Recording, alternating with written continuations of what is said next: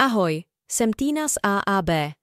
Víte, že nejen společnosti jako SRO nebo AS, ale i každý živnostník, nadace nebo fond mají zřízenou datovou schránku?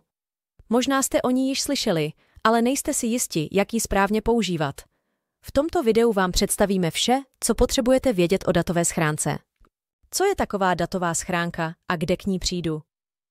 Datová schránka je elektronický poštovní systém, který umožňuje bezpečnou komunikaci nejen mezi podnikateli a různými institucemi, jako je finanční úřad, obchodní soud nebo zdravotní pojišťovna, ale umožňuje také rozesílání poštovních zpráv vašim obchodním partnerům. Jedná se o digitální nástroj, který nahrazuje tradiční poštovní služby a zaručuje rychlé a spolehlivé doručování dokumentů. Je to efektivnější než papírová pošta a v mnoha případech i povinné zákonem. Pro společnosti, právnické osoby nebo živnostníky je získání datové schránky automatická záležitost. Po založení společnosti přijdou přístupové údaje k datové schránce na adresu statutárního orgánu, uvedenou ve výpisu z obchodního rejstříku doporučeně poštou. Po založení živnostenského listu obdrží živnostník přístupy doporučeně poštou. Nicméně datovou schránku si může zřídit i soukromá osoba na žádost. Datovou schránku si takto může založit český občan i cizinec. Nejrychlejší cesta k osobní datové schránce je na pobočce Czech Pointu, kde předložíte občanský průkaz, pas a tak dále. Datová schránka se automaticky aktivuje 15 dnů po doručení přístupů, takže je aktivní a může přijímat zprávy. Datová schránka se aktivuje, i když se do ní majitel přístupů nepřihlásí. Zpráva, kterou nevyzvednete, je 10. dnem považována za doručenou a začíná běžet lhůta pro odpověď. První přístupy, které dostanete poštou, obsahují internetovou adresu portálu www.mojedatova.cz, jméno a jednorázové heslo pro přihlášení. Při prvním přihlášení vás systém vyzve k nastavení nového hesla. Přístup do datové schránky má vlastník, pro kterého je schránka zřízena. Tento člověk může přidělit přístup takzvané pověřené osobě. Zmocnění lze udělit na určitý čas nebo jen pro určitý druh dokumentů. Datovou schránkou můžete odesílat i poštovní zprávy, stejně jako klasickou papírovou poštou. Zprávy, které odesíláte státním institucím, jsou posílány zdarma. Poštovní zprávy například obchodním partnerům jsou odesílány za peníze. Abyste mohli takovou zprávu poslat, musíte napřed dobít kredit do datové schránky. Po odeslání korespondence se z kreditu strhne příslušná částka. Kredit můžete uhradit buď platební kartou nebo bankovním převodem. Pokud odešlete jakoukoliv zprávu z datové schránky, vždy máte v datové schránce doručenku jako doklad o odeslání. Tu si můžete buď uložit v elektronické podobě nebo vytisknout. Zprávy jsou v datové schránce uchovávané pouze po určitou dobu, po této době je systém smaže. Buď si můžete zaplatit trezor, nebo si zprávy z datové schránky ukládat v tištěné nebo elektronické podobě. Toto se týká jak odeslaných a přijatých zpráv, tak přijatých doručenek. Každá datová schránka má od svého založení nastavenou platnost hesla na 90 dnů. Po této době se musíte do datové schránky přihlásit a heslo změnit. Daleko pohodlnější je nastavit si časově neomezenou platnost hesla a nemusíte mít strach, že propásnete termín změny. Pokud se do datové schránky snažíte přihlásit, ale nejde vám to, pozor na zablokování přístupu.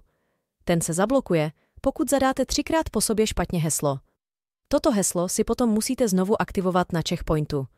Pokud jste si zablokovali heslo, nebo jste si přístupy do datovky nestihli vyzvednout na poště, nebo jste je někam založili a nemůžete je najít, zajděte na Czech Point.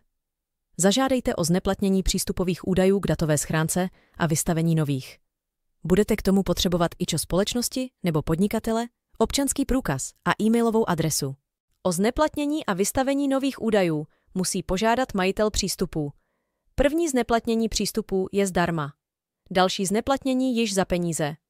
I s novými přístupy se přihlásíte do původní datové schránky, takže nemusíte mít strach, že přijdete o nějaké zprávy.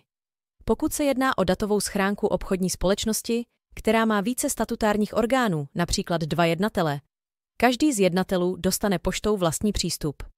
Datová schránka společnosti je ale pořád jenom jedna. Abyste nemuseli každý týden datovou schránku kontrolovat, zda nepřišla nějaká pohroma, můžete si nastavit oznamování došlých zpráv na e-mail nebo telefon. V sekci nastavení notifikace vyberete notifikace e-mailem a zadáte adresu elektronické pošty. Nebo můžete v sekci nastavení SMS notifikace vyplnit telefonní číslo. Dostanete upozornění, že si máte zprávu vyzvednout. Datová schránka je takový státní e-mail. Můžete poslat jen text nebo přiložit soubory. Každá datová schránka má také svůj identifikátor. Nemusíte ho znát, když zadáte jméno společnosti nebo fyzické osoby. Systém vám datovou schránku adresáta najde sám. Dokumenty, které vám přišly do datové schránky, můžete jednoduše vytisknout na tiskárně doma nebo v kanceláři. Takto vytištěné dokumenty ale budou brány vždy jen jako kopie. Pokud budete chtít z datové schránky získat originál, musíte zažádat datovou schránkou o konverzi dokumentu. Konverzí odešlete požadovaný soubor do úložiště Checkpointu a s přístupovými údaji můžete opět vyrazit na Checkpoint. Cena za konverzi je 30 korun za jednu stránku. Jak poslat zprávu datovou schránkou? Odeslání datové zprávy je rozděleno do 3 kroků. V prvním kroku vyberete adresáta. Vyhledávací pole hledá jen celá slova. Musíte tedy zadat buď celý identifikátor nebo celé jméno. V druhém kroku zadejte předmět zprávy, čísla jednací nebo spisové značky a tak dále.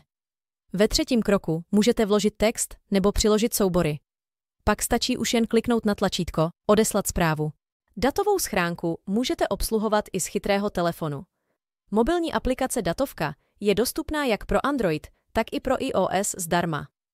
Aplikace umožňuje spravovat i více datových schránek najednou.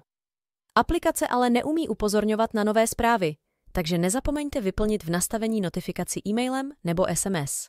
Je důležité si uvědomit, že datová schránka je bezpečný prostředek komunikace. Všechny dokumenty, které odesíláte a přijímáte prostřednictvím datové schránky, jsou šifrovány a chráněny heslem. To znamená, že pouze vy a příjemce máte přístup k obsahu vaší datové schránky. Sledujte nás pro více tipů,